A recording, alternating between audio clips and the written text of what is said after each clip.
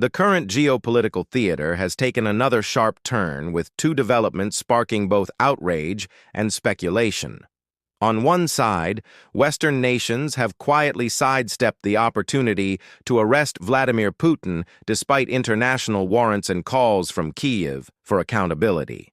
On the other side, there are mounting signals that Ukraine's capital itself may be bracing for a political transformation, a shift in power that could reshape not only the conflict, but the wider global balance. To understand what's really unfolding, it's necessary to break down the motivations, the practical limitations, and the broader consequences of these moves. The refusal of the West to arrest Putin, even when legal frameworks appear to support such action, reflects a striking intersection between law, politics, and realism. The International Criminal Court has issued a warrant, citing war crimes allegations, particularly over the deportation of children from occupied Ukrainian regions. On paper, any nation that recognizes the ICC's jurisdiction is obligated to detain him if he enters their territory. Yet in practice, leaders have shown hesitation. The reason lies not only in diplomatic tradition, but also in the design of the international order itself. Arresting a sitting head of state, especially one with nuclear weapons, carries risks that far outweigh symbolic compliance. Western leaders are wary of escalating tensions to a point where Moscow might retaliate unpredictably, either through direct military action or by weaponizing energy and trade dependencies. This hesitation underscores the performance limitations of international law. While the ICC offers a legal framework, enforcement is left to the political will of individual states, and that will often bend under pressure from security considerations. Looking deeper, the refusal also reveals how the West has engineered its current diplomatic tools. Sanctions, isolation, and international condemnation serve as softer alternatives to physical arrest. These are design elements in the Western strategy: punish without provoking, weaken without forcing collapse, and maintain enough leverage for future negotiations. Such an approach reflects a calculation that taking down Putin directly might not yield stability, but instead chaos, with the risk of Russia splintering or an even more radical leader emerging. Thus, the West's decision not to act becomes a feature rather than a flaw of its strategy, a choice to maintain controlled pressure instead of triggering a crisis with unknowable consequences. Meanwhile, the whispers of a change of power in Kyiv tell a different but equally complex story. Ukraine has endured more than 2 years of full-scale war, with enormous costs both on the battlefield and in civilian life. President Volodymyr Zelensky, once hailed globally as a symbol of defiance, now faces growing fatigue, both from citizens exhausted by war and from international backers questioning the sustainability of endless support. Reports suggest that Western capitals are quietly preparing for scenarios where leadership in Kyiv shifts, whether through elections, internal reshuffling, or even externally influenced political maneuvering. The key feature of this preparation is not an immediate coup, but rather contingency planning.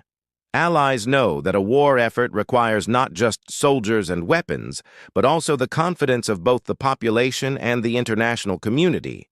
If Zelensky's political engine runs out of fuel, someone else will have to take the wheel. Performance aspects of this potential transition are critical. For Ukraine's war effort, leadership stability is as important as weapons supplies. Any signal of fracture at the top could demoralize troops, embolden Russian advances, and fracture international coalitions. At the same time, an orderly and managed transition, if necessary, could rejuvenate the domestic political scene and maintain Western commitment. This balancing act shows that Kyiv's allies are not only supplying tanks, missiles, and cash, but also shaping the political stage to ensure the war effort remains viable. It's not just a matter of supporting Ukraine's survival. It's about designing resilience into its governance, ensuring that even if leadership changes, the mission continues. For ordinary Ukrainians, however, this potential shift comes with unique selling points and painful trade-offs. On one hand, New leadership might bring fresh energy, different strategies, or perhaps a push toward negotiation to end the war sooner. On the other, it risks dividing the country internally, especially if people view the change as imposed by outsiders rather than born from within. Here lies the most delicate design challenge: how to manage the optics. Western capitals know they cannot appear to orchestrate regime change, especially given Russia's narrative that Ukraine is merely a puppet of NATO. At the same time, doing nothing could result in political instability spiraling out of control. Thus, the preparations are being conducted quietly, building frameworks for continuity without sparking premature rumors of betrayal. It is also worth noting how these two stories, the West refusing to arrest Putin and Kyiv preparing for a change of power, intersect. On one side, Putin's ability to travel without fear of detention signals that he still holds significant leverage, projecting an image of untouchability both to Russians and to the world. On the other, Ukraine's leadership crisis highlights the vulnerabilities of the very country he is fighting. This creates a symbolic imbalance. While Putin appears shielded by realpolitik, Zelensky appears exposed to the wear and tear of prolonged war. That contrast plays directly into Russia's propaganda machine, reinforcing the claim that time is on Moscow's side. From a technical standpoint, the West's actions reflect an adaptive system designed to manage threats without collapsing under their weight. Refusing to arrest Putin is not a weakness in isolation, but rather part of a larger strategy of risk management where deterrence is prioritized over direct confrontation. Likewise, preparing Kyiv for potential leadership change demonstrates foresight, ensuring that no single leader becomes the sole point of failure for Ukraine's defense. Together, these choices form a performance model where resilience, flexibility, and long-term sustainability matter more than short-term theatrics. But these strategies are not without flaws. The refusal to act decisively against Putin erodes the credibility of international law. Citizens across the world see a gap between what leaders preach about justice and what they practice when faced with geopolitical giants.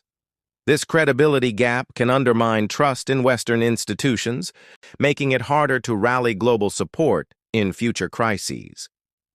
Similarly, any perception that Kyiv's leadership is being reshaped by outside forces rather than domestic will could backfire, fueling conspiracy theories, fracturing unity, and weakening morale. These vulnerabilities reveal the high stakes of balancing power, law, and perception in modern conflict. The unique selling point of this entire situation lies in its raw illustration of 21st century geopolitics. Power is not just about armies, borders, or even economies. It is about perception, legitimacy, and the ability to navigate contradictions without collapsing. Putin's survival on the global stage despite legal condemnation, and Ukraine's struggle to maintain leadership coherence despite widespread support, both demonstrate how modern wars are fought as much with narratives as with weapons. The West's refusal to arrest Putin showcases its reliance on flexible power rather than rigid enforcement, while its preparation for Kyiv's political change highlights its recognition that wars are marathons, not sprints. As the conflict grinds on, both developments will continue shaping the battlefield in invisible but profound ways. Soldiers at the front may not see the courtroom debates or the quiet political planning, but the outcomes of these decisions will determine how long they fight, who leads them, and whether they can realistically expect victory or settlement. For global audiences, this moment offers a sobering lesson. The machinery of international politics is built less on absolutes and more on compromises, less on ideals and more on calculations. The arrest of a leader or the change of a president may appear as decisive events, but behind them lies an intricate design of trade-offs, risks, and long-term strategies that dictate every move in this prolonged struggle.